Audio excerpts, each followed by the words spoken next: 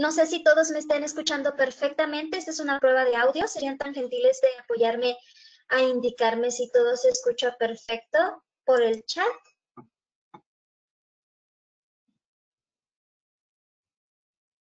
Perfecto. Muy bien, pues al parecer todo está en orden. Les agradecemos que estén aquí en esta sesión online. Les daremos a todos unos 5 minutitos en lo que se unen los que faltan y comenzaremos con esta sesión. Bienvenidos a todos.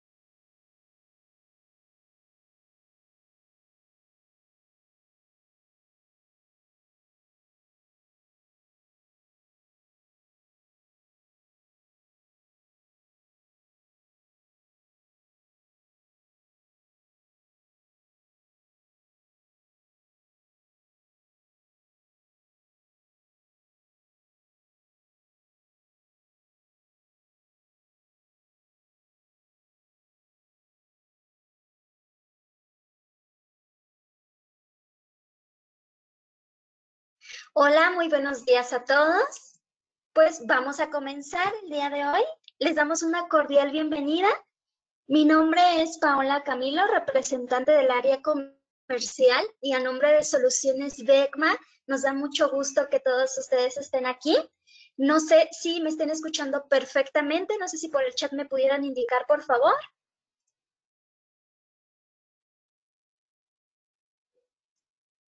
Perfecto, muchas gracias, señorita Marisol. Rafael, muchas gracias. Bueno, pues el día de hoy vamos a estar con una ponencia, un seminario, en este caso es fiscal, aspectos fiscales 2020. En esta ocasión hay dos puntos muy importantes que quiero mencionarles. El día de hoy iniciamos con nuestro congreso. Este es un congreso que la marca Compaqui hace año con año. ¿Sale? El día de hoy inició. Este lo vamos a poder ver desde casita a través de un registro. Vamos a estar viendo muchos aspectos precisamente en pro de las empresas, darles contenido, darles información relevante, obviamente para acompañarlos, para darles como ese granito de arena a varios aspectos en mejorar en su empresa. ¿Sale? El día de hoy tenemos ya el inicio y de aquí hasta el 24 para que podamos tomar estas ponencias. Si están interesados o si requieren más información, nos pueden dejar su correo electrónico para poderles enviar esta invitación, poderlos registrar a los que todavía no están inscritos y tomar esas ponencias que son totalmente gratuitas y en línea para ustedes. ¿Ok?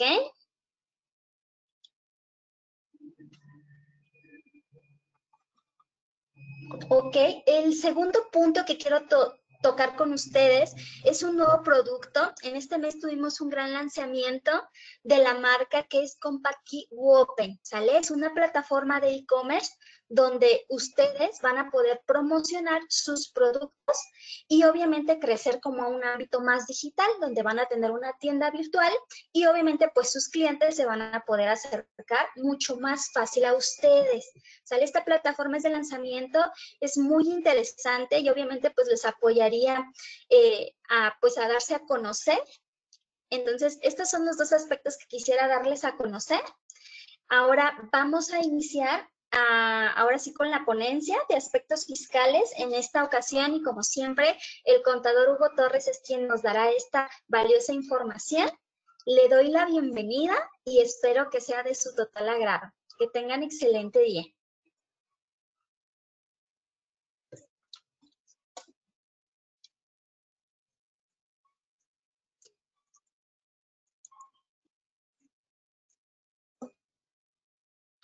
Hola, ¿qué tal? Buenos días, ¿cómo están? Muchas gracias, Pau.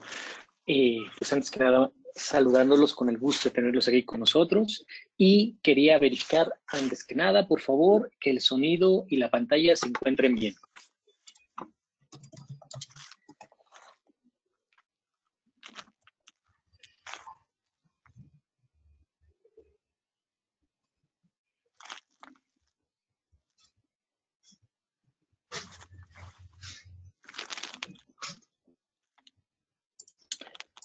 Ok, pues agradeciéndoles de antemano y pues vamos a dar inicio a nuestra charla. Bueno, como ustedes saben, estamos pasando por una temporalidad bastante complicada por los temas de la contingencia y obviamente esto ha repercutido mucho en los temas fiscales, financieros de todas las empresas.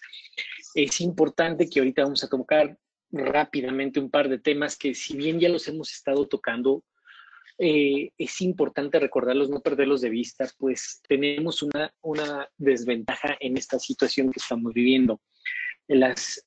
Todos los negocios, todas las empresas, desafortunadamente han tenido reveses económicos por todo el tema de la pandemia. Esperamos que esto se vaya recuperando pronto. Sin embargo, la situación fiscal va de la mano con esta situación financiera. Y por lo que hemos estado verificando, viendo con nuestras autoridades, pues la inercia es recaudatoria. Den un segundito, por favor. Me están comentando que no se ve bien la pantalla.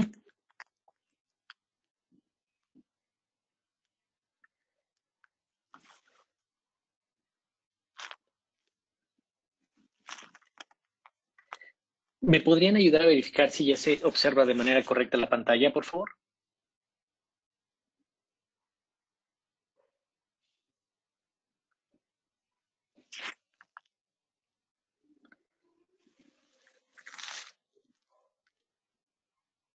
Ok, denme un minutito. Estamos teniendo aquí dificultades con la presentación. Denme un minutito, vamos a cambiar de conexión de red y me desconecto un segundito para que todos puedan apreciar sin errores la presentación.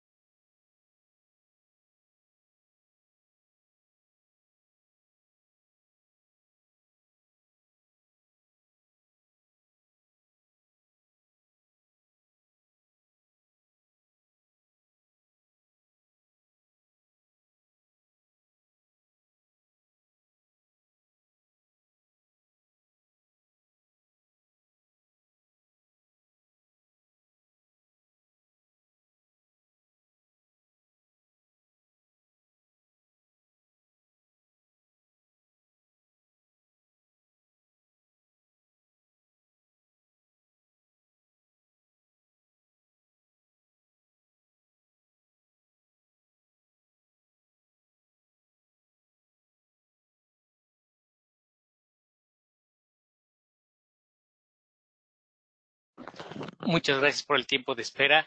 ¿Me podrían verificar, ayudar a verificar si el sonido se encuentra bien, por favor?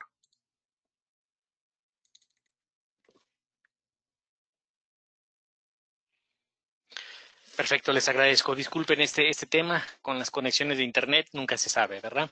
Pero bueno, retomamos la charla.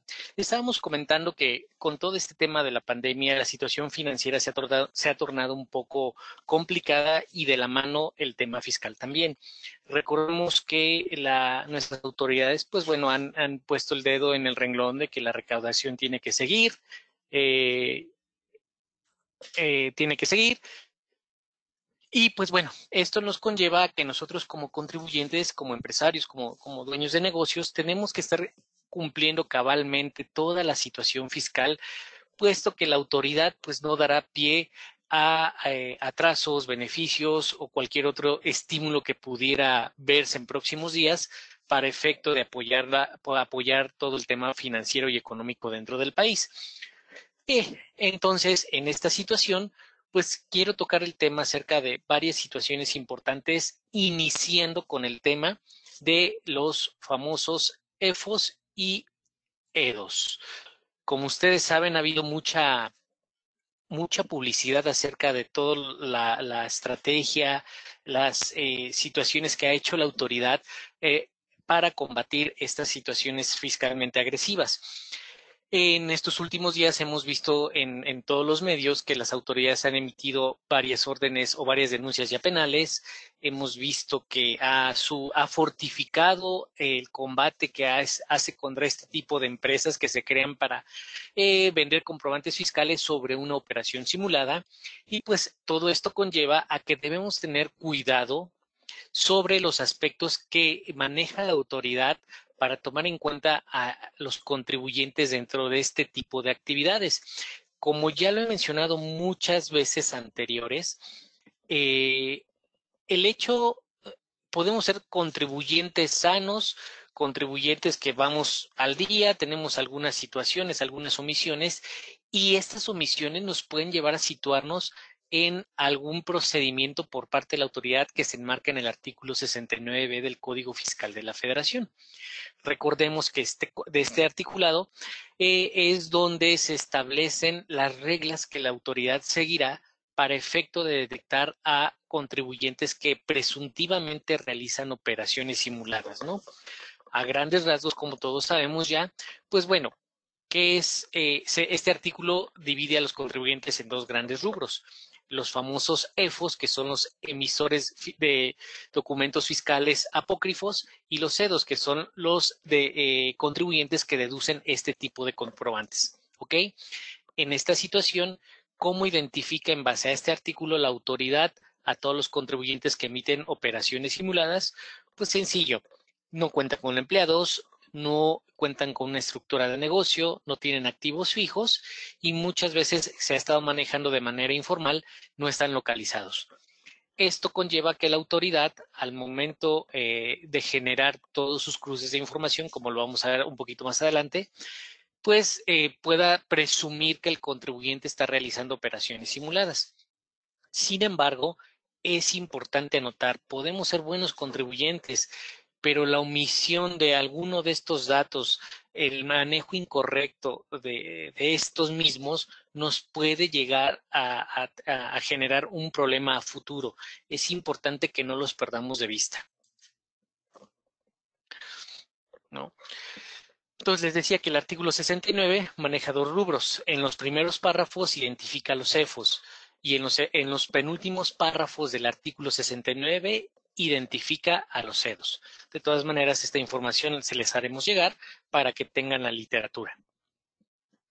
Y es importante, en base a esto, la PRODECON en semanas recientes, con toda esta sinergia informática que tenemos acerca del combate a las operaciones simuladas, emitió información a los contribuyentes de cómo se vincula esta operación simulada o cómo la está vigilando la autoridad fiscal. Y en primera instancia, como yo les decía, la autoridad a través de sus bases de datos hace cruces e identifica la información. ¿Qué información genera? Principalmente, ¿qué se está facturando?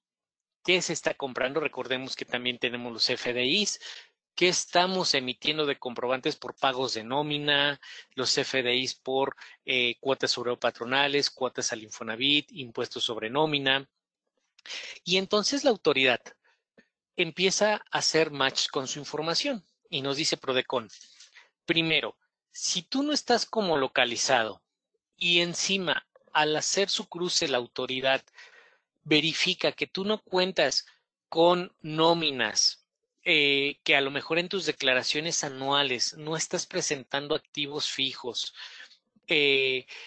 Todo esto conlleva a que la autoridad pueda presumir en un grado bastante importante que tú estás realizando operaciones simuladas.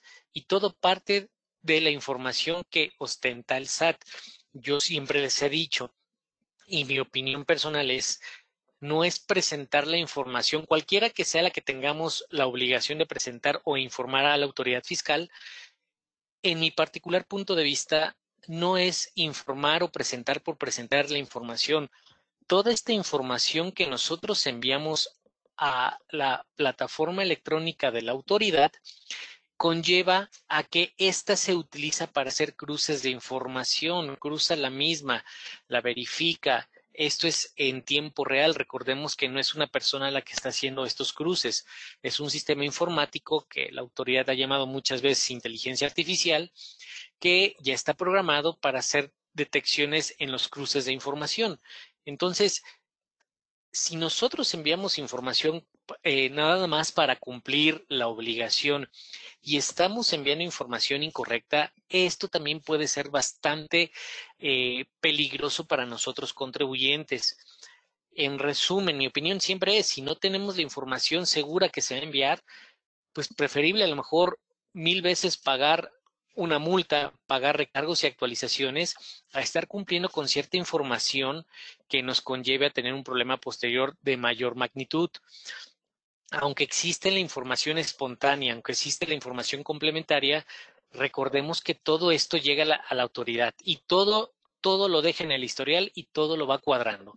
Entonces, es importante siempre tomar en cuenta que no nada más, como lo digo, mi opinión es no nada más presentar por presentar. Hay que saber qué se está presentando.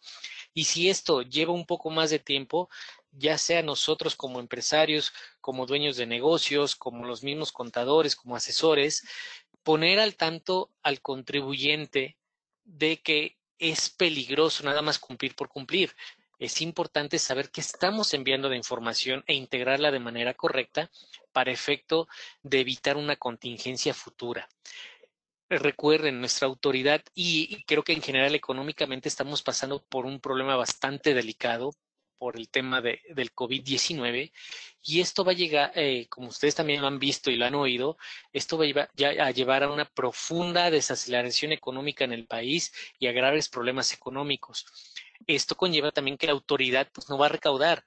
Si no hay economía de un negocio, si no hay ingresos para un negocio, pues no tiene nada que recaudar.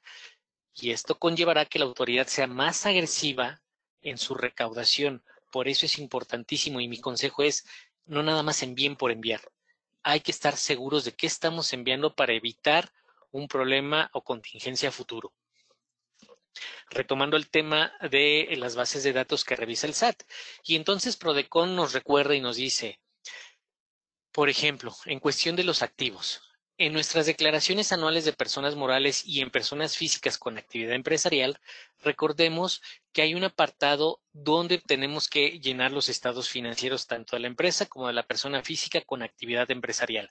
Y entonces, esta información tiene que ir llenada de manera adecuada y siempre mostrar que si es la realidad de la empresa, que tenemos activos que nos están ayudando a generar nuestros ingresos.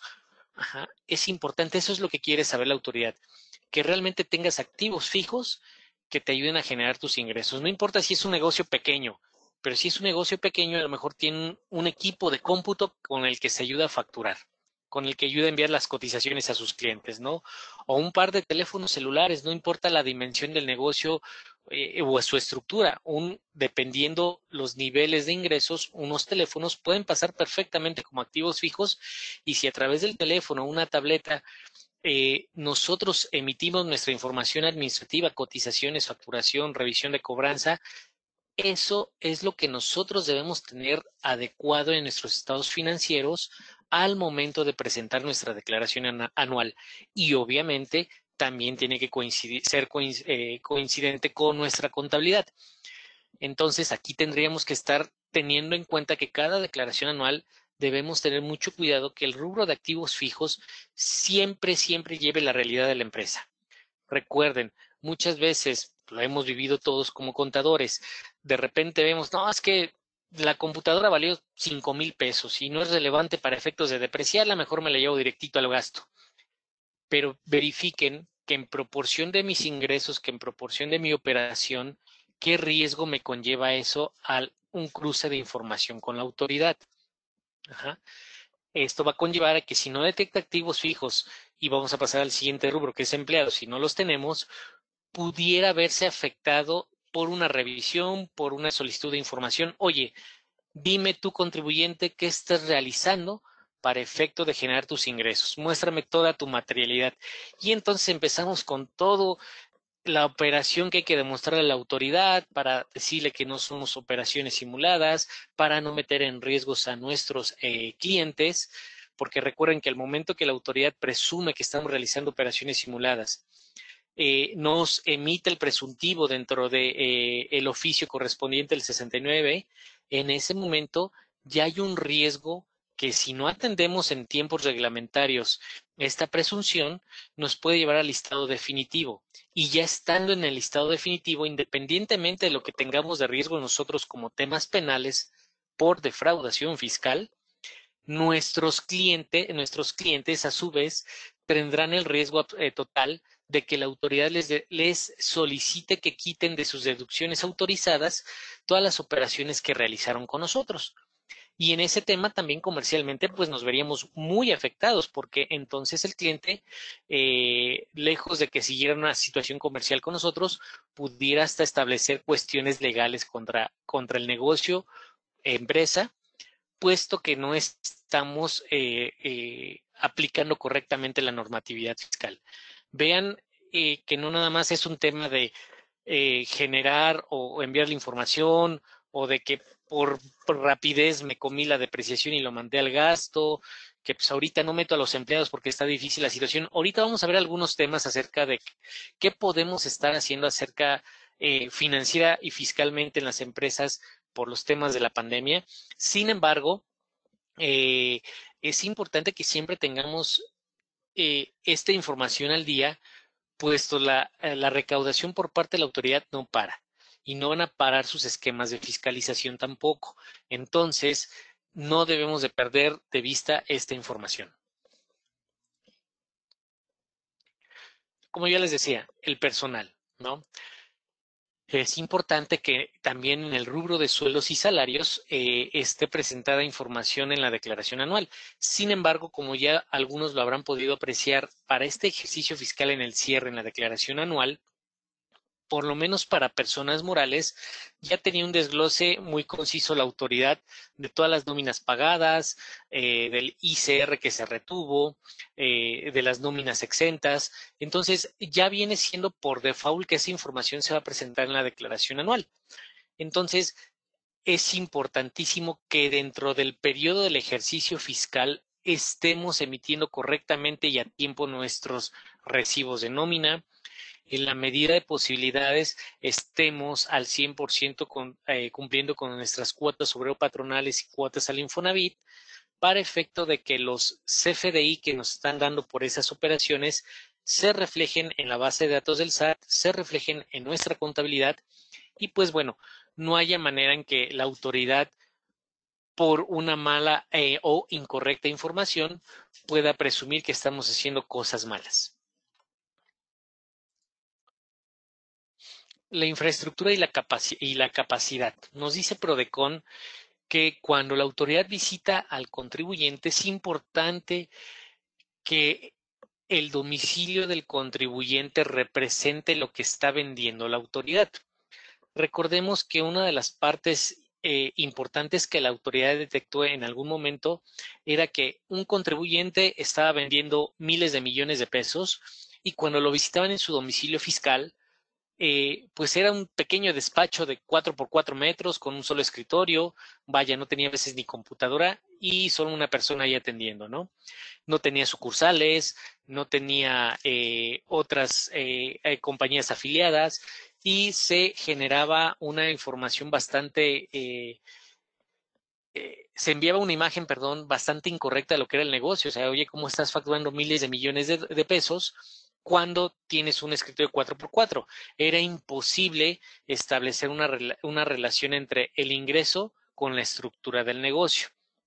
Entonces, en esta situación, todos nuestros negocios deben estar ad hoc a los ingresos que estamos representando. Haciendo un paréntesis, en este momento estamos atravesando por una situación económica bastante complicada.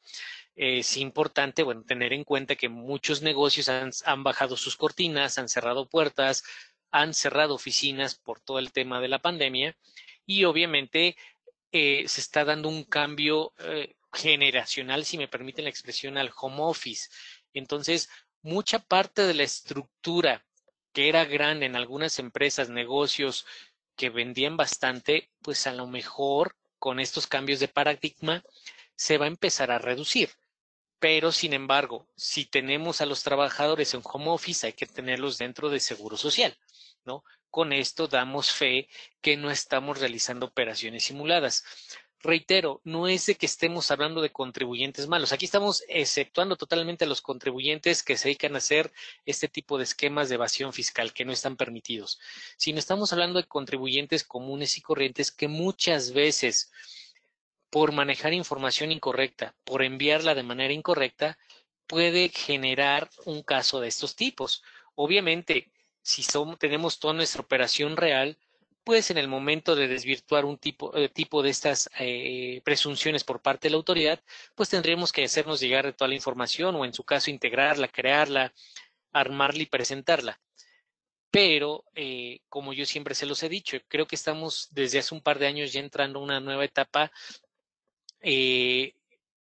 contable fiscal donde tenemos que estar hablando al 100% de la prevención. Ya no podemos ser correctivos porque es muy complicado ya ser correctivos en este tiempo, porque ya no podemos pagar una factura en mes de febrero cuando necesitamos el IVA, acreditar el IVA de febrero, porque ya no podemos obtener un comprobante fiscal con fecha de tan solo de hace 36 o 72 horas. Todo ese tipo de situaciones nos conlleva que tenemos que ser muy preventivos. Y en algunas veces hemos hablado del cumplimiento normativo o más reconocido compliance fiscal, en donde simplemente es cumplir con ciertos requerimientos administrativos dentro de nuestro negocio para saber que las cosas están funcionando bien. Y yo siempre se los he manejado. No es necesario invertir grandes cantidades de dinero. El cumplimiento administrativo, la revisión administrativa puede ser de acuerdo a nuestras capacidades económicas y administrativas. Simplemente hay que tener un control correcto, más apegado a la realidad, para efecto de que si hay algún detallito que votó un contribuyente que no entregó, un cliente o un proveedor que no entregó su información a tiempo, que de repente pues lo vemos un poquito flojo en su opinión de cumplimiento y todo eso, pues eso nos tiene que dar una pequeña alerta, ¿no? Oye, mira, tienes que ponerte al corriente porque si no, ya no te puedo comprar, ¿no? Sabemos que hay también temas comerciales, temas financieros en donde pues es que es el mejor proveedor que tengo, pero recuerden, al SAT eso no le va a interesar. Al SAT lo que le interesa es que todos estemos cumpliendo de manera cabal nuestras obligaciones. Y si eso conlleva que a futuro, por ese proveedor que nos da un mejor costo, vamos a tener problemas de deducción para ICR y acreditamiento para IVA, consideren el costo fiscal que esto les va a llevar.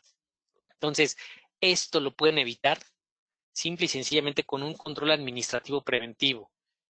Pásame tu opinión de cumplimiento, tu opinión del SAT, el 32D, pásame tu cumplimiento del IMSS y tu constancia de situación fiscal. Ya lo del domicilio, algunas veces lo hemos hablado, si está localizado, no está localizado, miren, no podemos ser autoridad fiscalizadora, tenemos que centrarnos en nuestros negocios. Sin embargo, teniendo por lo menos de manera preventiva esa información, ya tenemos una parte de lo que tuviéramos que integrar si la autoridad tuviera, amén, de generarnos una presunción de operaciones simuladas.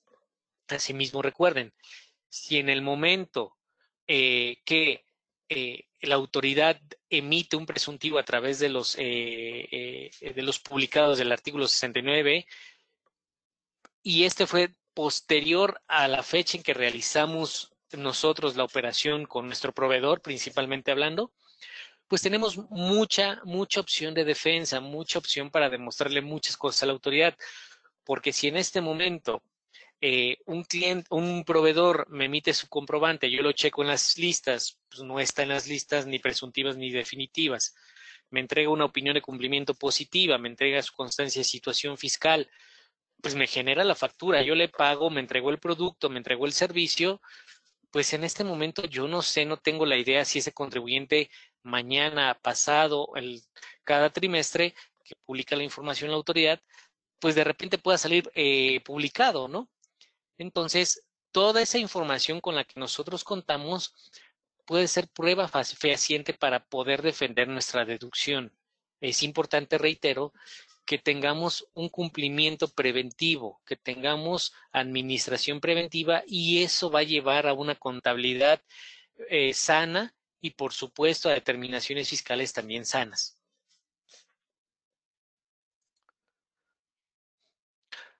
Obvio, el domicilio. Muchas veces se ha comentado de que si no está localizado, me puede hacer no deducible el comprobante de la autoridad. Recordemos que únicamente puede atacar el tema de deducción siempre y cuando estén en publicados del 69 como definitivos.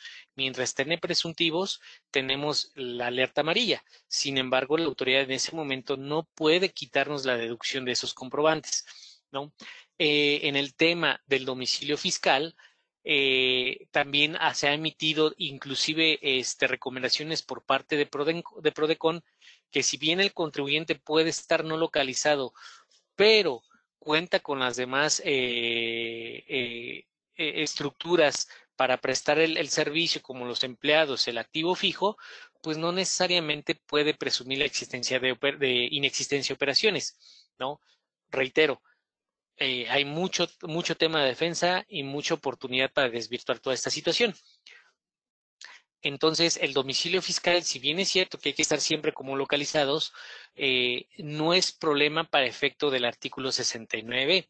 Sin embargo, hago una acotación.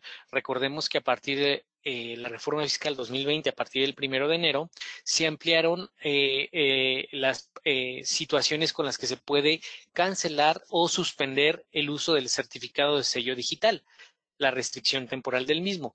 Entonces, en esa situación, el estar no localizados sí nos puede conllevar a que nuestro sello digital pueda ser restringido, no podamos estar facturando.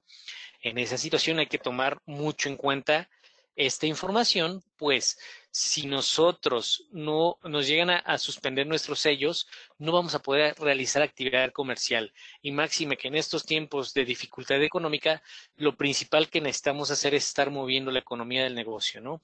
Entonces, es importante que a pesar de no ser un tema esencial para operaciones simuladas del domicilio en cuanto a que nos quieran quitar la deducción, es importante que sí estemos localizados para el efecto de nuestros sellos digitales. Bueno, por una parte, esto es importantísimo. Creo que de ahora en adelante, todas las charlas que tengamos, siempre hay que recordar el artículo 69, porque va a ser una forma bastante agresiva por parte de la autoridad de estar generando recaudación.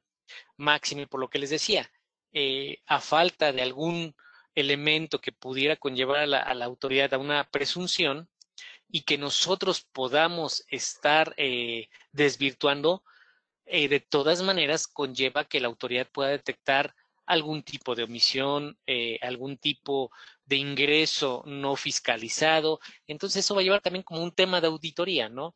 Es importante que estemos cumpliendo cabalmente con estos elementos para evitar una presunción por parte de la autoridad y a su vez también estemos cumpliendo con toda la información totalmente integrada y correcta dentro de nuestra contabilidad y declaraciones mensuales.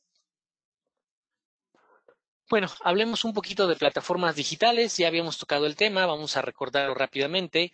Recordemos que a partir del 1 de junio, se empezó a generar el tema de plataformas digitales.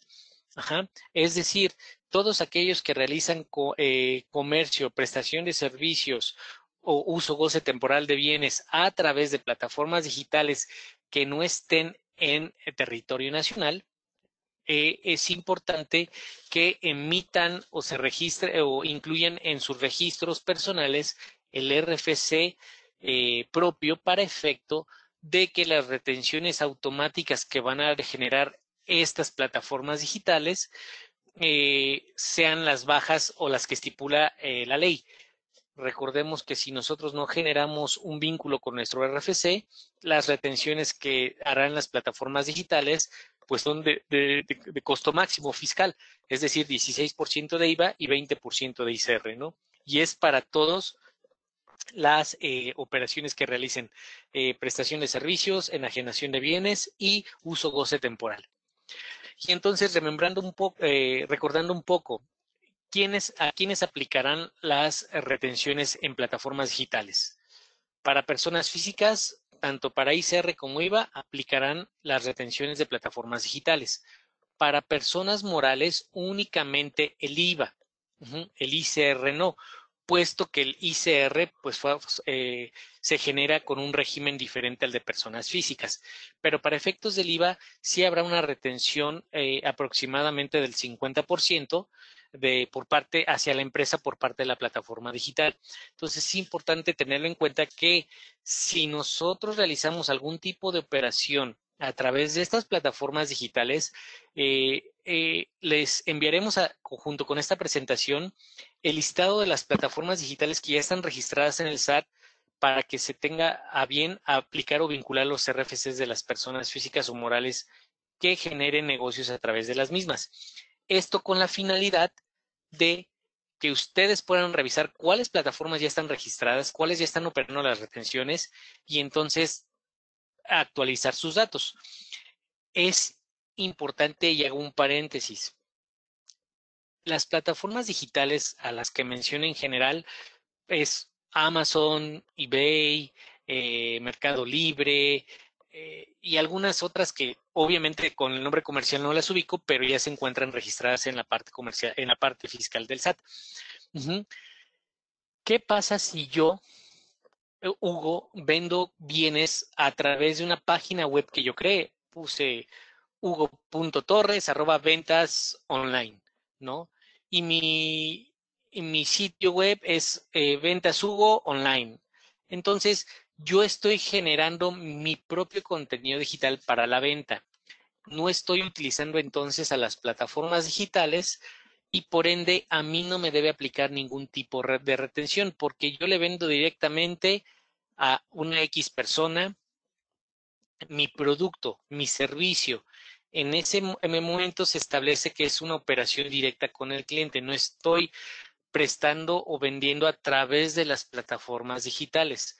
Es importante tenerlo en cuenta porque cuando yo vendo a través de mis propias páginas web, a través de mis propios mecanismos digitales, aquí no aplica ningún tipo de retención en cuanto a retención de plataformas digitales para IVA y para ICR. Hay que recordarlo muy bien. Esto únicamente aplica cuando se realizan operaciones a través de plataformas digitales que no operan aquí en el país y que ya están registradas en el SAT. Veamos rápidamente un ejemplo. Por ejemplo, en la enajenación de bienes y servicios.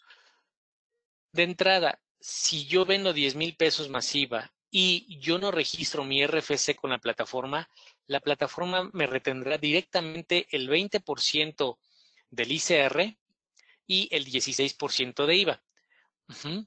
Si yo registro mi RFC, la plataforma lo máximo, por ejemplo, en este ejemplo, o en general para ICR, lo máximo que podrá retenerme es el 5.4% y el 50% de IVA. Entonces, vean la gran diferencia de registrar mi RFC para efecto de que podamos tener bien vinculada nuestra información fiscal con lo que estamos haciendo de operaciones a través de este tipo de plataformas. ¿Ok? Si se dan cuenta, ¿qué puede conllevar esto? Si nosotros generamos una buena administración de nuestros ingresos que se reciben en plataformas digitales, sean cual sea, pudiéramos a lo mejor estar hablando que en nuestra declaración anual inclusive pudiéramos generar un saldo a favor, por lo menos de IVA, ¿no? Entonces, es importante, reitero, de ahora en adelante, y mi comentario siempre ha sido, hay que manejar las cosas de manera preventiva. Empiecen a estructurar aquellos que tengan este tipo de negocios, aquellos que asesoran este tipo de negocios, estructuren bien la información que van a estar trabajando mes con mes, detallen bien sus gastos, operen bien administrativamente sus fondos de cuenta bancaria para que tengamos la posibilidad de mitigar este impacto financiero en algún momento en nuestra declaración anual. No es un hecho matemático que se pueda dar. Sin embargo, si cumplimos con todos los requerimientos, las proyecciones que hemos hecho, los ejercicios que hemos hecho, nos puede decir que por lo menos de IVA, posiblemente sí tuviéramos un saldo a favor por recuperar, ¿no? Entonces es importante, reitero, trabajar con prevención.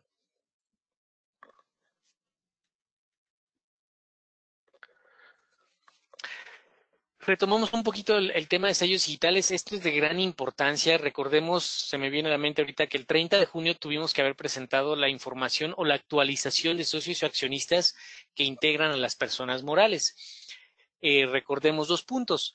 En el primero de ellos, como era la primera vez que se estaba solicitando esta información de manera obligatoria, aunque no hubiéramos tenido cambios en nuestras actas constitutivas, teníamos que actualizar por única vez nuestra información, máximo el 30 de junio. Y posteriormente, cada vez que tengamos nosotros cambios en nuestras actas constitutivas de socios o accionistas, tenemos que estar presentando la información al SAT también de manera continua cada vez que haya cambios, ¿no? Entonces, recuerden, si no lo hicieron, estamos en un periodo que considero yo todavía espontáneo, donde pueden cumplir con la obligación, porque el hecho de no informar correctamente a nuestros socios o accionistas o no mantener actualizada esa obligación es una causal de restricción de sellos digitales. Entonces, es importante. Una de tantas obligaciones que tenemos ahorita que estar al día para evitar una restricción de sellos temporales. Las más comunes es la presentación de declaración anual. Hubo muchos aspectos, ha habido muchos aspectos bastante críticos en cuanto a la solicitud de citas para efecto de firmas electrónicas. Hubo mucho, se prestó mucho que no se pudo presentar declaraciones anuales en tiempo por todo el contexto de la pandemia. Entonces, es importante que si nosotros, en teoría el SAT ya en sus tiempos que estuvieron ahí, suspendidos por el tema de la pandemia ya terminaron. Entonces, aunque el tema de la cita sigue siendo bastante complicado, ¿no? Entonces, es importante que tengamos nuestras firmas electrónicas actualizadas, ya hayamos presentado nuestra declaración anual, estemos al corriente con la presentación de nuestras DIOT y declaraciones mensuales, para evitar una restricción de sellos temporales. La regla dice que son 3 continuas o 2 discontinuas, perdón, 2 continuas o 3 discontinuas. Entonces, no podemos dejar por falta de previsión que si no cumplimos con la obligación, podemos estar afectos de la restricción de sellos temporales. Además, les puedo comentar, digo, sabemos que, y ha habido muchos contribuyentes que nos han dicho, ¿sabes qué? No he vendido nada, ¿cómo presentar declaración? Recordemos que la declaración no necesariamente se presente con datos. La otra manera es presentarla sin datos, las declaraciones famosas en cero. Entonces, si nuestro negocio, empresa, no ha tenido movimientos, es importante de todas maneras cumplir con datos, con la declaración informativa, con datos en cero, para efecto de que cumplamos con esta obligación y no la tengamos omisa. Y no corramos ese riesgo de estar generando alguna restricción temporal de los sellos digitales, ¿no?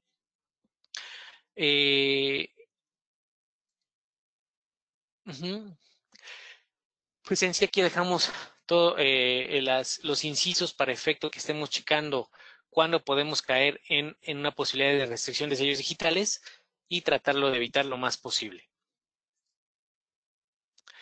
Y pues en la última parte de nuestra plática, ¿no?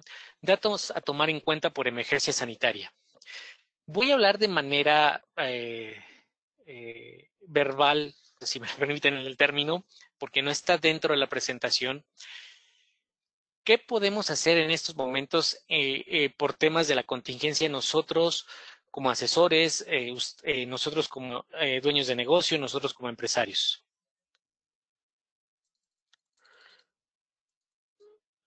Una preguntita que tenemos, dice, en cuanto a la presentación del aviso de socios o accionistas, dentro de las preguntas frecuentes del SAT, publicó que si no había modificación en su estructura, desde su fundación está obligada la persona moral a presentar dicho aviso. ¿Qué opina? Híjoles, yo con las preguntas frecuentes, con el chat del SAT y con la asesoría telefónica del SAT, yo no estaría convencido al 100%, porque recuerden, esta información hasta abajo dice, esta información no crea derechos ni obligaciones que las que establecen las leyes fiscales.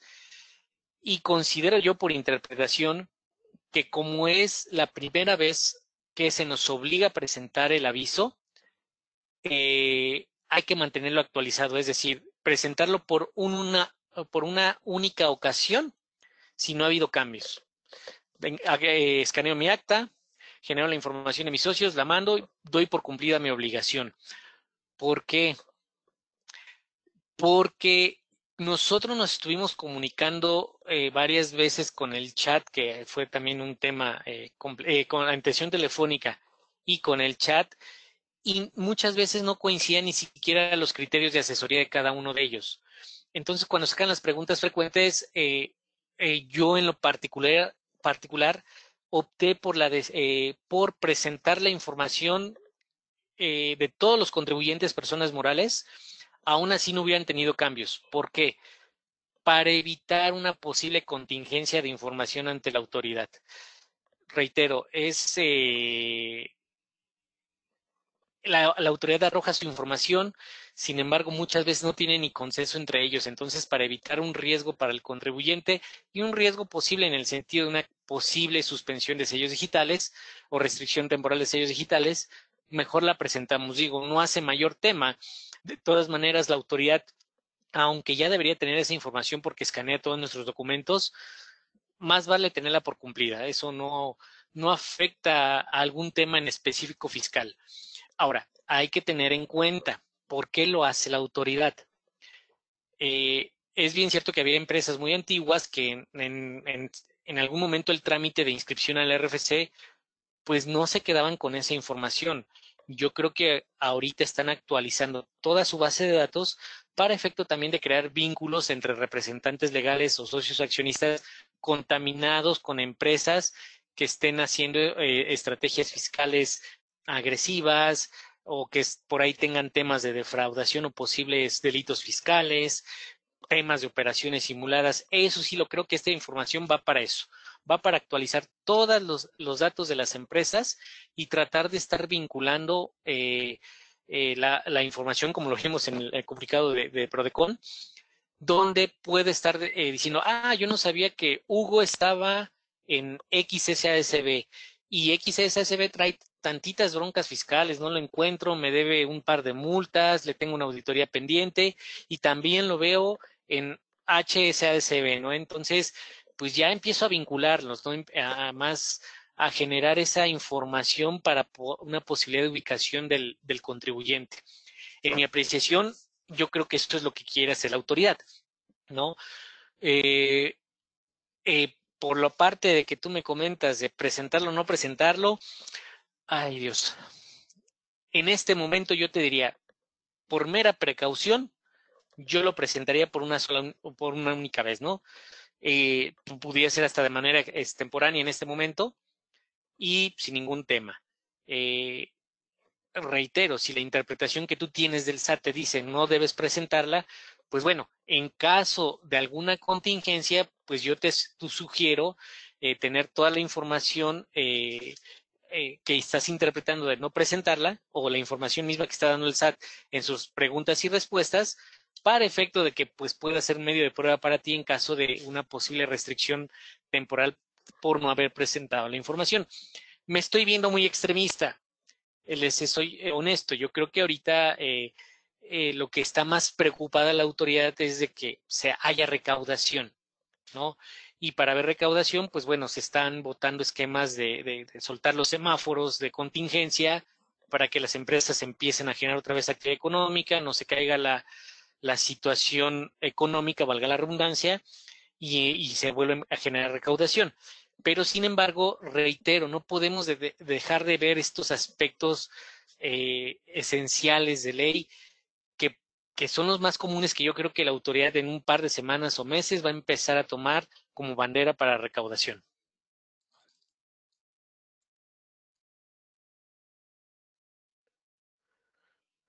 Sí, claro. O sea, ese es un hecho. La obligación siempre ha existido. Lo que nos hicieron es obligarnos a actualizarla cada vez que hagamos un cambio en socios y accionistas. ¿Por qué? Porque hay veces que las empresas hacían cambios de socios y accionistas y se pasaban meses, inclusive años, y tú de repente no actualizabas los datos. Y cuando se te vencía tu firma electrónica, querías meter los datos y te decía el socio o accionista o representante legal ya no tiene su firma actualizada. Y decías, pero sí la tengo. Y yo, sorpresa, cuando ibas al SAT, oiga, pero sí la tengo. Espéreme, señor, pero nunca me avisaron que la sociedad hizo cambios constitutivos. Por ende, yo no tengo al representante legal Hugo. Yo tenía a Juan Pérez como representante legal y me está avisando apenas que salió hace 3 años, ¿no? Entonces, coincido contigo. Si es verdad que esto se hacía inclusive cuando se registra la persona, pero yo creo que ahorita es un método para efecto de estar vinculando una información más profunda por parte de la autoridad y estar actualizando sus bases de datos y también actualizar quién es el que debe tener la firma electrónica como representante legal actualizada para que la empresa esté ligada a él. Todos esos detallitos pequeños que a lo mejor nosotros no los vemos con importancia, para la autoridad tiene una importancia tal, reitero, porque así puede darle mejor ubicación a un contribuyente que pudiera estar en el ojo del huracán, si me permiten la expresión, ¿no? Entonces, yo, si me lo preguntan a mí, yo en este momento les daría la asesoría de presentarla, inclusive aunque tuviéramos indicios que la autoridad en algunos datos, como las preguntas frecuentes, dijera no es necesario. Yo lo haría por salud corporativa, como dicen por ahí. Pero también si tenemos el cuestionario de preguntas y respuestas ante un tema emergente, pudiéramos presentarlo y aquí tú dijiste que no se tendría que estar presentando, ¿no? Entonces, esa es mi opinión. Concuerdo contigo si se hace desde que se registra la sociedad, pero yo lo que quiero creer es que la autoridad quiere tener al día toda su base de datos actualizada. Bueno, retomando un poquito el panorama de qué podemos hacer ahorita con temas de contingencia. Miren, para efecto de pagos provisionales, recordemos que nosotros tenemos la obligación de pagar cierta fecha establecida en reglas fiscales, independientemente que sea el 17 más 10 adicionales de nuestro RFC. Si la empresa presenta algún tipo de problema económico con el que no pueda presentar la información o con el que no pueda pagar sus adeudos, yo sugiero presentar de manera provisional información posiblemente con los datos más adecuados. Quisiera que se entienda bien, no quiero dar un panorama que no sea correcto, que se malentienda. Ahorita con toda la contingencia económica, por ejemplo, si teníamos un presupuesto de pago de IVA, con la baja de ventas, pues obviamente nosotros tenemos que cumplir con nóminas, seguro social, posiblemente pagos a proveedores. Entonces, a lo mejor estar presentando la información de pagos provisionales de manera diferida en cuestión de IVA, se me ocurre, no es lo más correcto es lo que sigue, pero de tal forma de estar cumpliendo con la información y posteriormente presentar una complementaria. ¿No? Esto que llevará a evitar una posibilidad de una multa por falta de presentación de la obligación. El segundo panorama, ¿por qué no le recomiendo la presentación en ceros?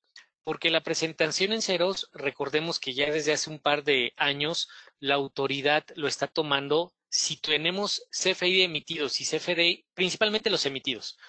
La presentación en cero ya no la toma como válida y sigue apareciendo la información en nuestra opinión de cumplimiento como presentación en ceros con CFDI emitidos y por ende sigue siendo negativa, ¿no? Entonces yo sugiero, en mi opinión, es la primera.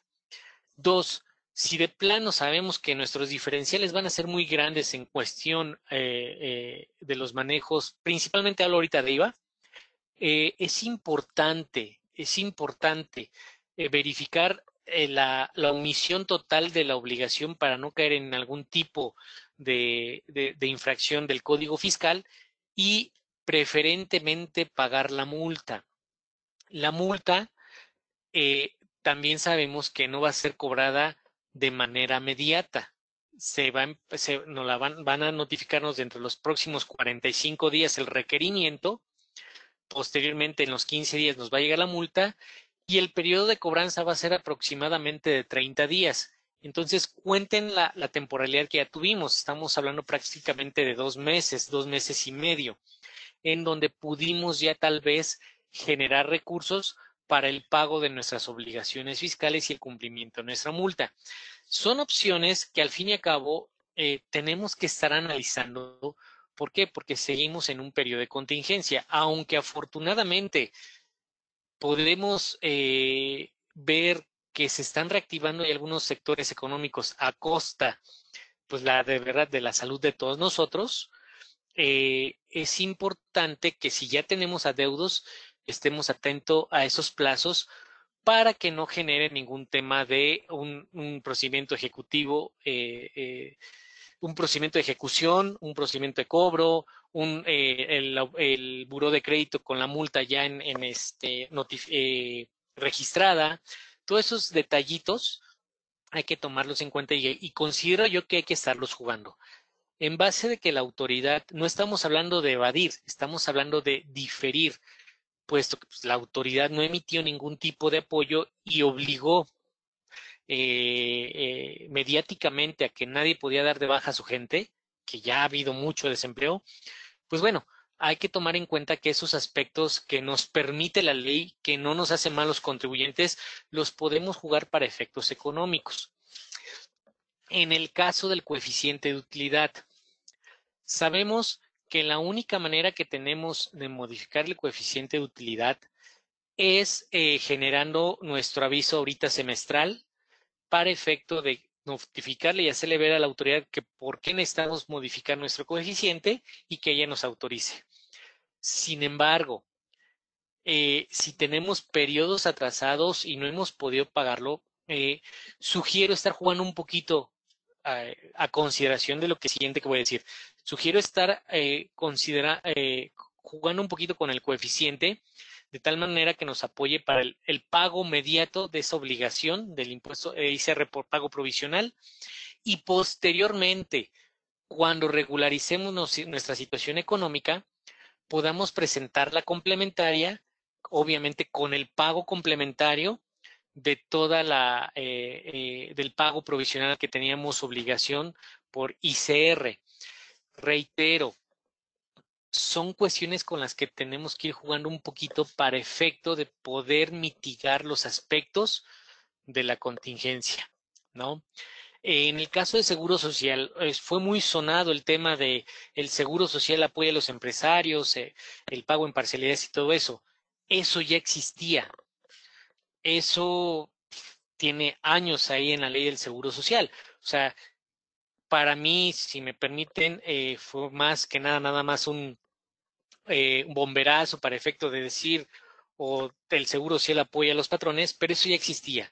Lo que tienen que aquí tomar en cuenta es que el pago por este esquema de pago en parcialidades, pues incrementa algo el tema de las cuotas obrero-patronales. ¿Sirve para salir? Sí sirve para salir, pero sí es algo caro el interés que se cobra. Entonces, es importante ver que tienen diferentes alternativas. En la cuestión laboral, es importante verificar sus acuerdos patronales, sus acuerdos con los empleados, para efecto de que, pues, sabemos que hay muchas empresas que ahorita están todavía aguantando la situación de no restringir a los empleados, de no darles las gracias, o sea, sino llegar a un buen acuerdo, tal vez en horarios de tiempo, en algunas nivelaciones salariales, para efecto de que nadie pierda de ninguno de los dos lados. La empresa pueda cumplir con todas las obligaciones con todos los empleados y a su vez los empleados pues no se queden sin ninguna situación de un ingreso formal, ¿no? Sabemos que ahorita está muy complicado el tema. Entonces, esto no lo quise plasmar en la presentación, pues pues son mis opiniones personales en cuanto a cómo pudiéramos mitigar un poquito o estar jugando con algunos aspectos de obligaciones, de cumplimiento de obligaciones para mitigar un poquito el tema financiero en las empresas, ¿no? Pero es importante siempre estar atentos de que hay cumplimientos que no se deben omitir, hay cosas que tenemos que cumplir de forma adecuada, con la formalidad adecuada, para evitarle una posible contingencia futura a la empresa, ¿no? Pero bueno, vamos a regresar al tema de datos a tomar en cuenta de las emergencias sanitarias. Bueno, recuerden que el artículo 73 del Código Fiscal de la Federación nos marca un tema de de situaciones de fuerza mayor cuando tenemos que cumplir algunas obligaciones. Es decir, si por fuerza mayor no pudimos cumplir estas obligaciones, la autoridad, si se puede demostrar esta fuerza mayor, habrá la opción de que la autoridad no nos genere multas por el incumplimiento de obligaciones. Entonces, es importante, otro de los esquemas que sí está en ley, está reglamentado, es verificar cómo está integrada nuestra información, qué fue lo que nos pasó específicamente a nosotros como negocio empresa en tema de esta contingencia, para tratar a apegarnos al artículo 73 en caso de que no hayamos cumplido con nuestras obligaciones fiscales por marzo, abril, mayo, para efecto de poder posiblemente o en un supuesto estarle peleando a la autoridad una multa, ¿no? Porque obviamente si nos ha costado trabajo estar cumpliendo con la declaración, pues más nos va a costar trabajo estar cumpliendo con una multa. Entonces, es importante esta facultad si está arreglada, entonces podemos apoyarnos en esta situación, ¿no? Hay que tomar en cuenta, la autoridad no ha suspendido plazos para revisiones, para facultades de comprobación, entonces puede seguir actuando ella de manera normal en este tipo de facultades. No hay que perderlas de vista, no puede haber, en mi consideración, un pretexto, es que no estamos en la oficina porque estamos en home office, ¿no? Desafortunadamente, tendremos, en el caso que estemos enterados vía buzón tributario que va a llegar algún tipo de revisión, tendríamos que estar dentro de las instalaciones o el domicilio fiscal para efecto de recibir la facultad de comprobación que nos está emitiendo la autoridad, ¿no? Es importante no perderlo de vista, porque si no la tenemos, recuerden, se pueden complicar las situaciones fiscales para el contribuyente. Lo del coeficiente de utilidad que les decía, obviamente la modificación del coeficiente de utilidad opera a partir del segundo semestre del año. Había tiempos reglamentarios, nos indicaban que era el máximo el 17 de julio.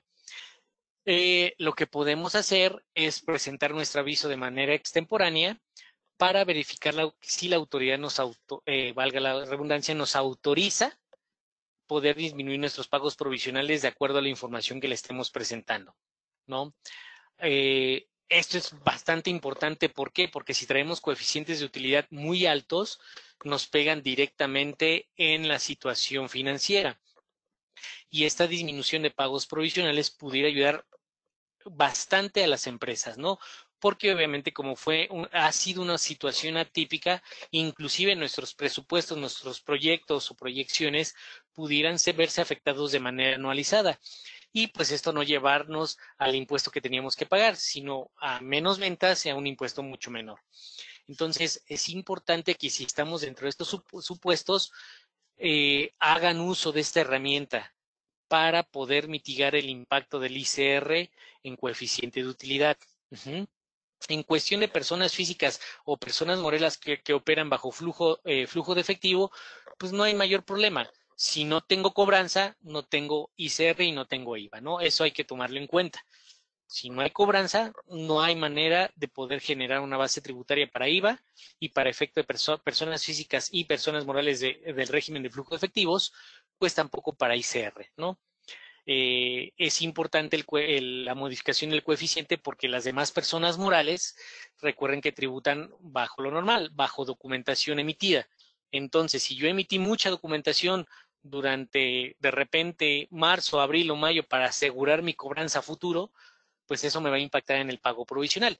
Entonces, es importante solicitar la disminución del coeficiente para el segundo semestre y tratar de hallar alguna manera de poder mitigar el aspecto de pagos provisionales de los meses anteriores, ¿no? Pues por mi parte, en cuestión de la charla, es todo. No sé si alguien tenga alguna duda, alguna situación que pudiéramos responder. Todavía tenemos algo de tiempo y pues bueno, poderles ayudar en lo que se puedan tener dudas.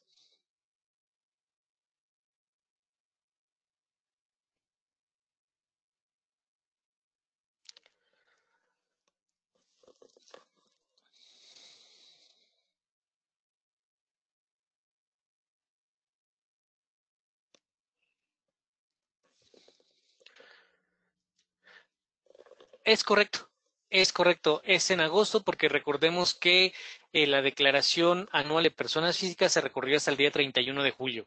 Entonces el PTU para personas físicas se tiene que emitir durante el mes de agosto.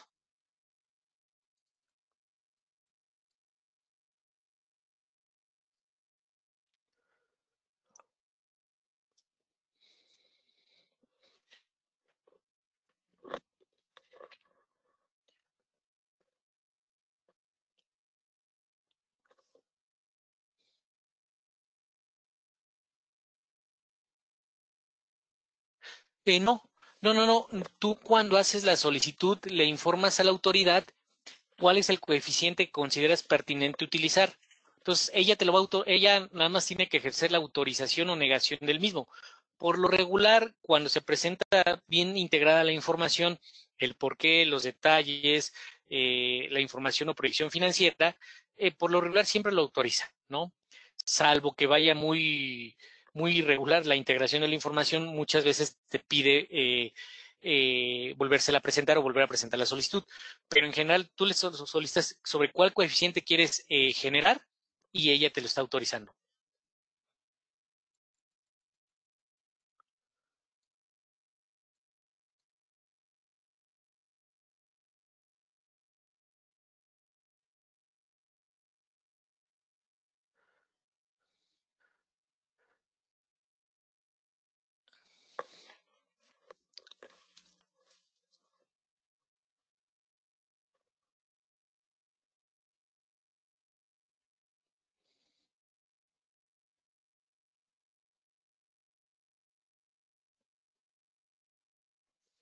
Perdóname, tienes mucha razón. Me fui con los días. Es el último día de presentación de la Declaración Anual de Personas Físicas es el 30 de junio y tenemos 2 meses para presentar la PTU. Por ende, la PTU se puede pagar en agosto. Muchas gracias por la aclaración, Joaquín.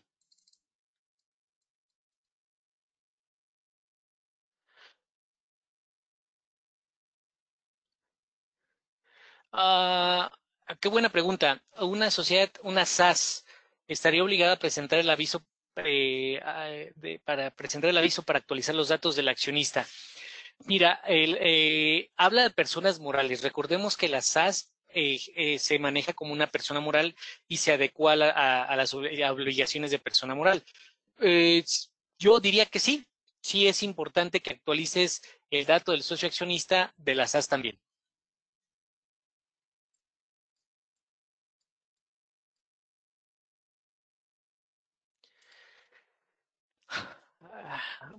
Eh, en estricto sentido, como es de reciente creación, inclusive la autoridad tiene bien frescos los socios y accionistas que están integrando tu sociedad. Híjoles, en mi opinión personal, yo presentaría el aviso para tener el acuse de que se actualizó de manera correcta la información de los socios accionistas. Reitero, es importante para mí en lo personal por algunas situaciones que hemos visto de cómo están vinculando la información de socios accionistas, tener actualizados esos datos de manera fehaciente y correcta. Entonces, aunque fuera de reciente creación, aunque el SAT hiciera el trámite en recientes días, recientes semanas o meses, y por ende tiene toda la información al 100% actualizada, yo lo presentaría para no estar omiso en esa obligación y no tener un riesgo de restricción de sellos temporales. El problema no es decirle a la autoridad, oye, tú dijiste que no los tenía que presentar. El problema es el tiempo en que te va a contestar la autoridad. Recordemos que la restricción de sellos temporales se lleva de más o menos de 15 días a un mes en poderlo solventar.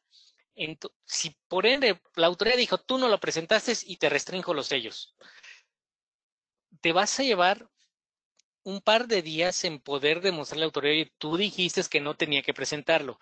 Y ese tiempo es el que va a estar impedido para la facturación.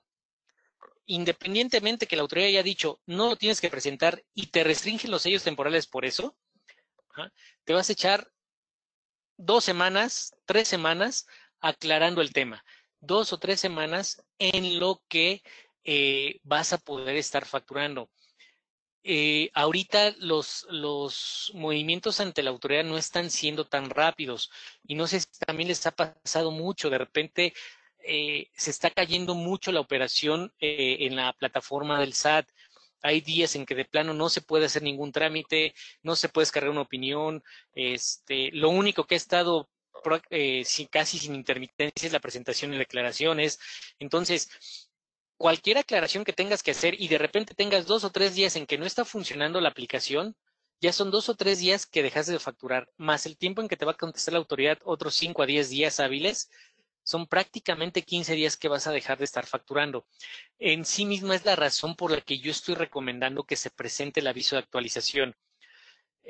Más allá si tiene la obligación o no, para evitar que la autoridad, como las aplicaciones están muy intermitentes en ese momento, bueno, ustedes lo han visto, hemos tenido casos en que ya presentamos una declaración y en la siguiente opinión de cumplimiento nos las vuelve a marcar el SAT y simplemente hay que aclararla. Pero ¿cuánto tiempo nos llevamos en aclaración? De 24 a 48 horas. Son 24 a 48 horas que tú vas a estar sin facturación. Imagínate que te toca en el final del mes, que te suspendieron o rescindieron los sellos el 31 de julio y no poder facturar con julio y te fuiste hasta el 3 de agosto. Lo manejo más por cumplimiento para ahorita que las aplicaciones están tan intermitentes, no vayamos a tener un problema de una restricción de sellos, que aunque tengamos toda la información por aclarar, pues nos vamos a perder en esos días de aclaración.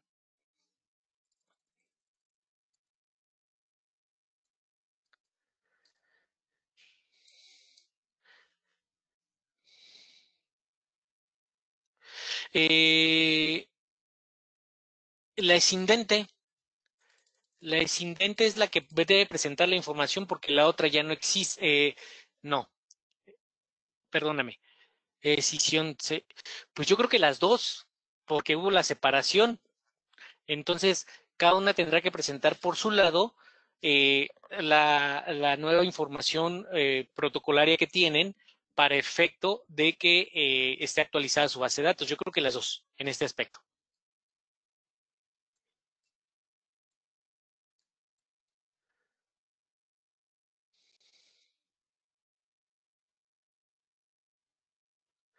Si no se ha presentado la actualización, ¿qué podemos hacer? Ya que no nos han avisado que lo tenemos que realizar. Yo sugiero que la realices de manera espontánea, o sea, extemporánea, perdón, y espontánea, claro. De manera automática se escaneen los archivos, se presente, se adjunte la información de los socios y se presente para que esté cumplida la obligación. Sin embargo, digo, obviamente depende mucho y reitero, esta es mi opinión personal. Si su asesor fiscal, si su staff legal corporativo les dice no tienes por qué presentarla, digo, contra eso no puedo hacer nada más máxime que a lo mejor en las respuestas, en la serie de preguntas y respuestas por parte del SAT dice no tienes obligación de presentarla. Yo en lo particular reitero, yo lo presentaría para efecto de poderme blindar contra todo. Vamos, no lo quería decir, el SAT ha sido hackeado recientemente, ustedes lo vieron, las aplicaciones dejaron de funcionar una semana. ¿Qué pasa si en ese sentido no se actualizan las aplicaciones y te dan por no presentado tu aviso de socios accionistas o simplemente el SAT la aplicación del SAT no detectó que tú no estás obligado a presentarlo porque está intermitente o fuera de servicio y te restringen los sellos? Entonces, digo, ahí pasa todo lo que les estoy comentando. No vas a tener tiempo de aclarar porque no va a estar funcionando la aplicación en un supuesto o ya está funcionando la aplicación y el tiempo en que te vas a tardar aclarando, ¿no? Oye, Sat, tú dijiste que no, esto, el otro. 3, 5, 10 días en lo que puedas, lo más pronto que puedas estar aclarando, son 3, 5, 10 días que no vas a poder facturar. En el inter del mes, pues no le veo tanto problema, pero imagínate que te agarra al final del mes. Reitero, más allá del aspecto de cumplimiento de una obligación, porque ha sido muy ambigua la información por parte de la autoridad, es un blindaje contra una posible restricción de sellos temporales. Por ahí yo lo estoy viendo. Entonces, si me preguntan, yo sigo y firme en la situación. Lo deberían presentar aunque sea por una única vez si no hicieron cambios, tener por cumplida la obligación y evitar o blindarnos contra una posibilidad de errores por parte de la aplicación del SAT que nos vote una restricción de sellos de manera temporal.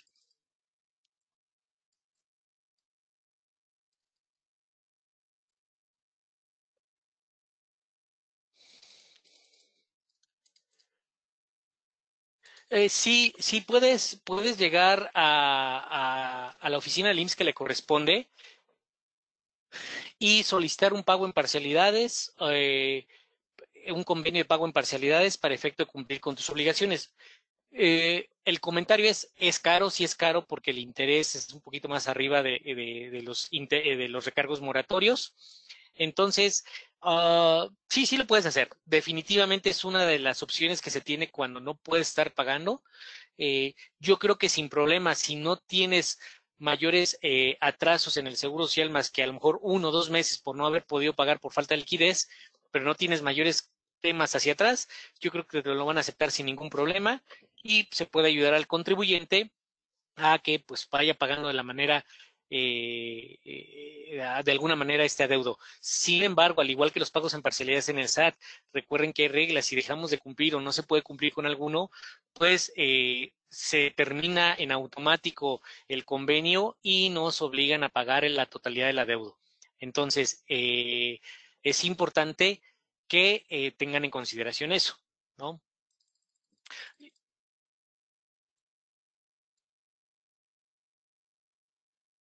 Es correcto, también puede hacerse por IMSS, es correcto. Obviamente, en IMSS me ha pasado un poquito que ha estado también bastante intermitente la solicitud de la información, es muy lenta, de repente no lo puedes terminar en un día, hay días en que lo terminas en 20 minutos con toda la información ya armada.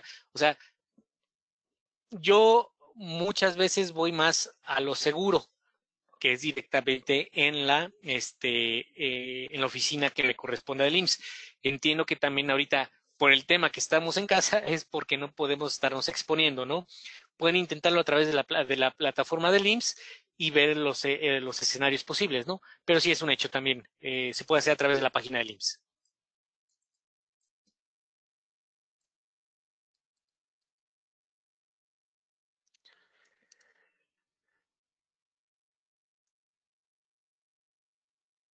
Sí, tú lo puedes vincular en el momento que sea que tú consideres necesario. Sin embargo, recuerda que si tú empiezas a tener operaciones y no has vinculado tu RFC, esas operaciones te retendrán el 100%, el 20% de ICR y el 100% de IVA. Es importantísimo que antes de que inicies operaciones lo vincules para que no tengas esas retenciones máximas. Ujú.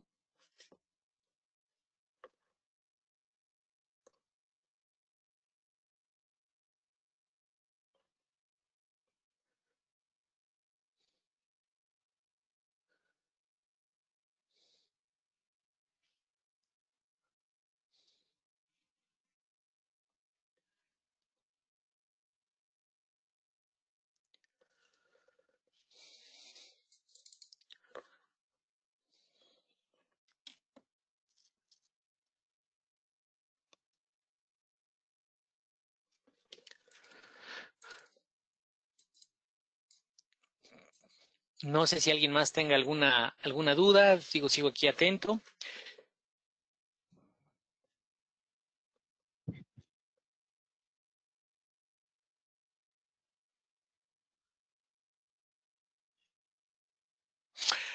Buenísima pregunta. No, recuerden que no se puede estar tributando como RIF dentro del régimen de plataformas digitales. Hay un esquema de transición donde cambiamos de RIF a régimen de plataformas digitales. Por ende, los RIF no pueden estar tributando en plataformas digitales.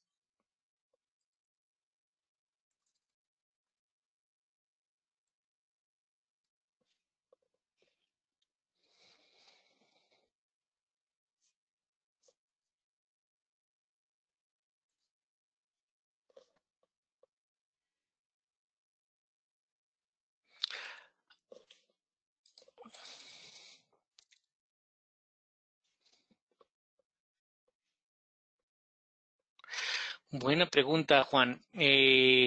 Sería prudente aquí, no tengo que, sí te tendría que investigar. En estricto sentido, al momento de incumplir la parcialidad, queda sin efecto el convenio y tú tienes la obligación de pagar todo el adeudo.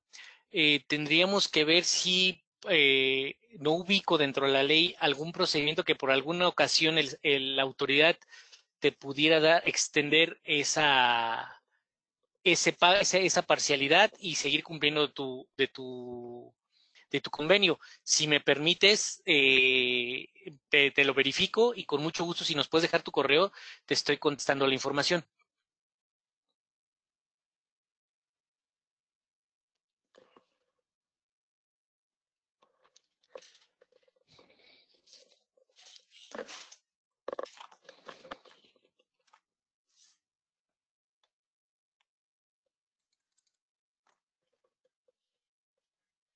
Claro, sí, sí, como trabajan con Uber o Didi, es prestación ya sea de entrega de alimentos o servicio de transporte de personas, forzosamente tienes que migrar de RIF, tienes que migrar a régimen de plataformas digitales. No hay opción. Fue muy clara la ley. Si tú te encuentras en RIF, porque prácticamente todos los que prestaban su servicio a través de estas plataformas estaban en RIF. Pero ahora lo que quiere la autoridad es normar esas plataformas y normar los ingresos que se manejan a través de esas plataformas. Por eso creó el nuevo régimen.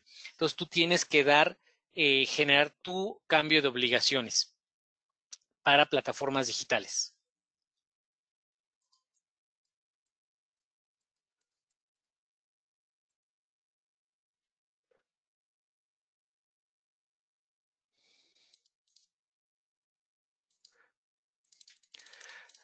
Ok, Joaquín, ahorita mis compañeros de soporte técnico te verifican esta información si ya está registrado para los subsecuentes. De hecho, es a partir del 1 de junio. O sea, tú a partir del 1 de junio ya tendrías que estar con tu régimen actualizado para efecto de plataformas digitales.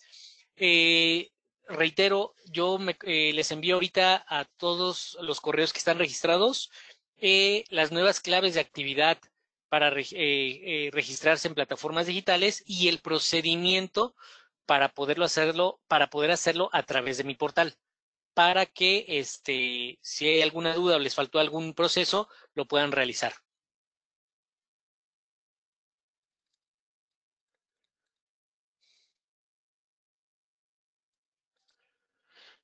Sí, claro.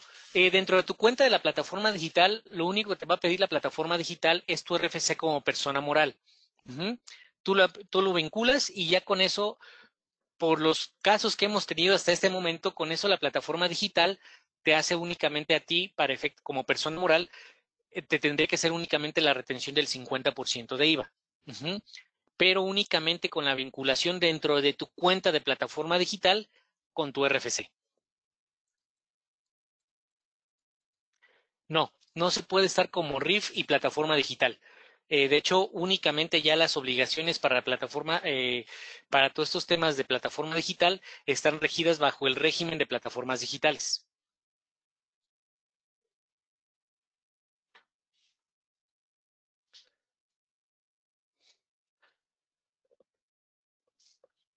Sí, pudieras hacerlo. De hecho, digo, recordemos que tenemos el tema de la situación espontánea, ¿no? Entonces, lo podrías hacer. Obviamente, aquí depende mucho también si tu plataforma digital ya te efectuó retenciones o no te efectuó retenciones. Bueno, más bien, ¿en qué monto te efectuó las retenciones a través de los servicios o ventas que prestaste a través de las mismas? ¿No? Si ya te efectuó las retenciones sobre algún tipo de servicios al 100%, pues dudo que puedas hacer algo. Sin embargo, por lo que me he estado dando cuenta, lo que está haciendo por ejemplo, perdón el comercial, pero lo que está haciendo ya Amazon es hacer un corte mensual. Ya no está corte mensual o en algunos casos semanales. Depende también del grado de la cuenta como le estemos configurando. Pero Si es este caso y todavía te da tiempo para que en tu corte mensual te haga las retenciones respectivas, pues a lo mejor ya salvaste el tema. Pero sí, tendrías que hacerlo ya para evitar algún tema de retención al máximo.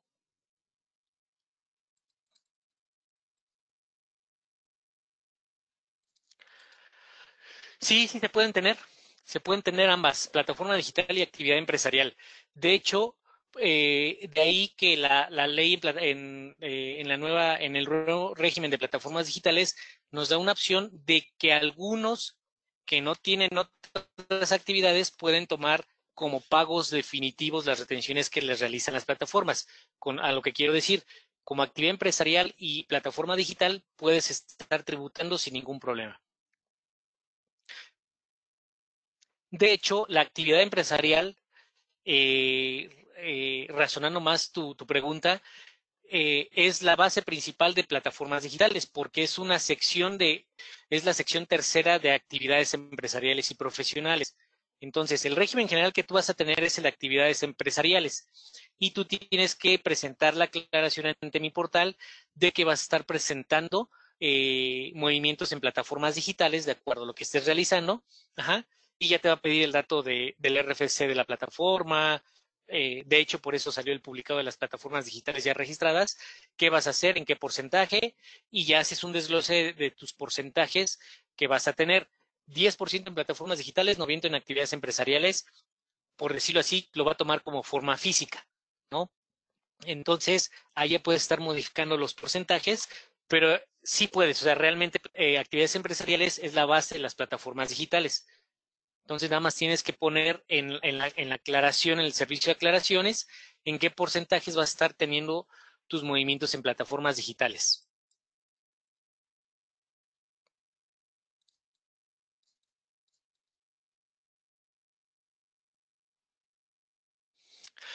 Aún así tienes que registrarte, reitero, como tienes por los trabajos de construcción, tienes actividades empresariales, tú tienes que presentar en qué forma, al momento de presentar tu aviso de manejo de plataformas digitales, cuánto va a significar tu porcentaje de ingresos por actividades empresariales en plataformas digitales por Uber, cuánto por servicios por construcción, y muchas veces te pide que si tienes otros regímenes, los aclares y cuánto recibes por esos regímenes. Ahí pudieras meter el de sueldo por asimilado y el porcentaje que recibes para que haga un total del 100% de tus ingresos. Pero sí puedes estar tributando en esos. De hecho, se pueden estar tributando en actividades empresariales y profesionales, sección tercera, plataformas digitales y demás regímenes. Lo único que no se puede hacer es que un RIF que únicamente que una persona que estaba trabajando en Uber, que estaba anteriormente en RIF, sigue en RIF y aparte actualice a plataformas digitales. No, tiene que salir del RIF y tiene que trabajar a través de plataformas digitales. En resumen, las plataformas digitales no pueden estar operando con régimen de RIF.